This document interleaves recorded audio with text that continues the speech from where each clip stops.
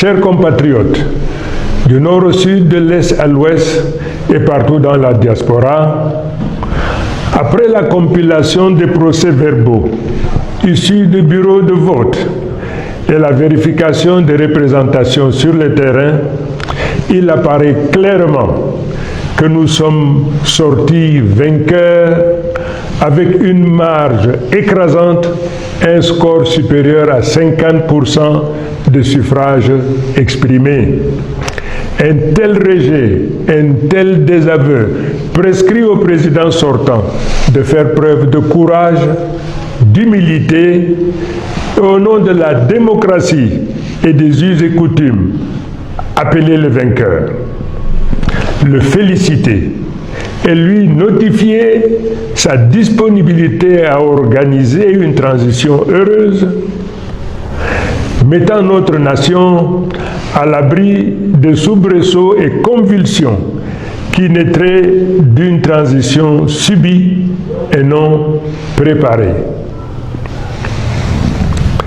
De la sorte, l'humanité entière reconnaîtrait en lui un homme de paix, soucieux de laisser un héritage dont on citerait l'exemple aux générations à venir. Mais hélas, telle ne semble pas être votre prédisposition. Mais malgré tout, sans arrière-pensée et d'un bon cœur, ma main reste tendue pour une transition pacifique. Mesdames et messieurs, il me plaît de rappeler avec force qu'en dépit de tous les obstacles érigés sur notre chemin, aujourd'hui, nous disposons de deux leviers. Celui qui confère l'adhésion populaire massive telle qu'illustrée lors de nos meetings et le respect scrupuleux du Code électoral en son article 113 qui nous autorise à porter à la connaissance du public des résultats tels que nous les avons énoncés.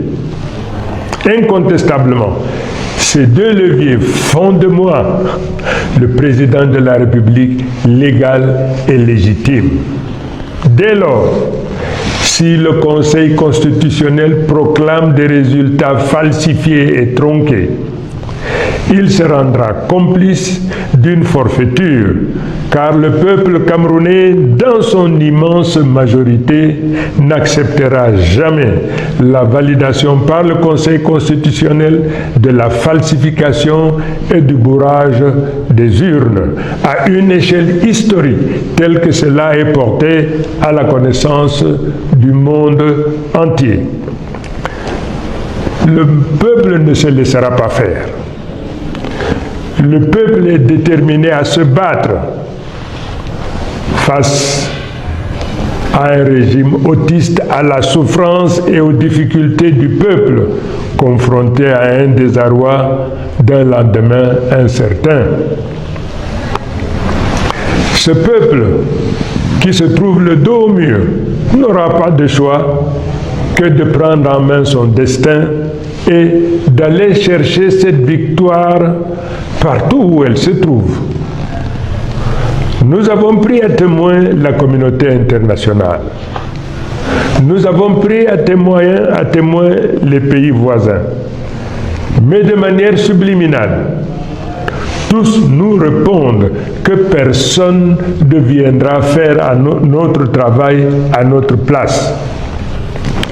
À chacun d'entre nous donc d'aller au tréfonds de son âme pour libérer les forces d'audace, de courage, de mission. Car comme dit l'adage, il n'y a point de dignité pour celui qui attend tout de l'autre. D'autres peuples qui se sont retrouvés dans une situation comparable ou analogue à la nôtre ont résolument pris leur destin en main et ont fait ce qui devait être fait. Le Cameroun est une grande nation. Le peuple camerounais est très grand, un très grand peuple. et de par le monde. Le peuple doit se préparer à montrer au monde que ce qui nous est arrivé ou nous arrive n'est pas une fatalité et qu'ensemble, nous nous préparons à relever ces défis.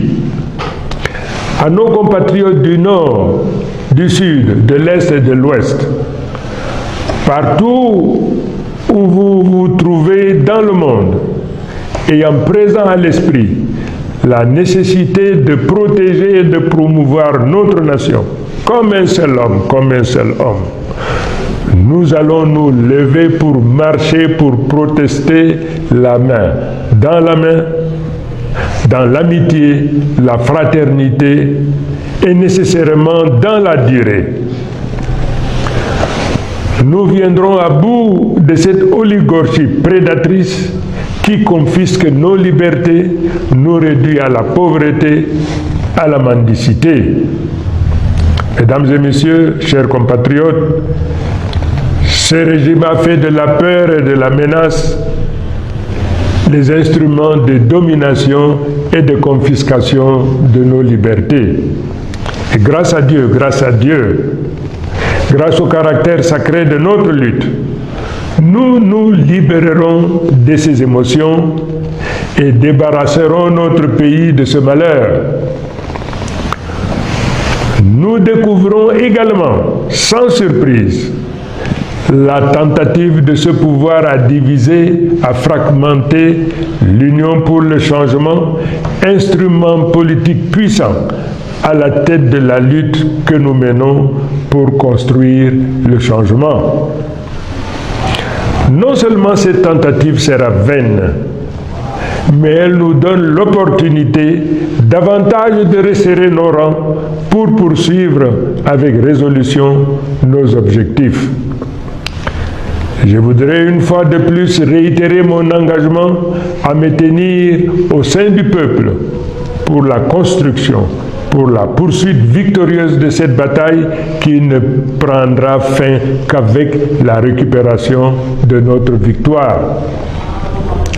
Au moment où je focalise mon attention sur notre problématique, j'apprends avec beaucoup de tristesse l'assassinat commis sur une enseignante, Madame Zouhaïra, qui est tombée sur le champ d'honneur de la lutte pour notre liberté, pour notre dignité, pour qu'un nouveau jour se lève dans notre pays.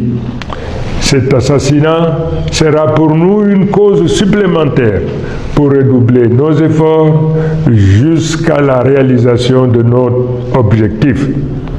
Quant à nos forces de défense et de sécurité, je voudrais rappeler la correspondance que je vous ai écrite. Cette lutte que nous menons, c'est également votre lutte. N'acceptez jamais de retourner vos armes contre votre propre peuple.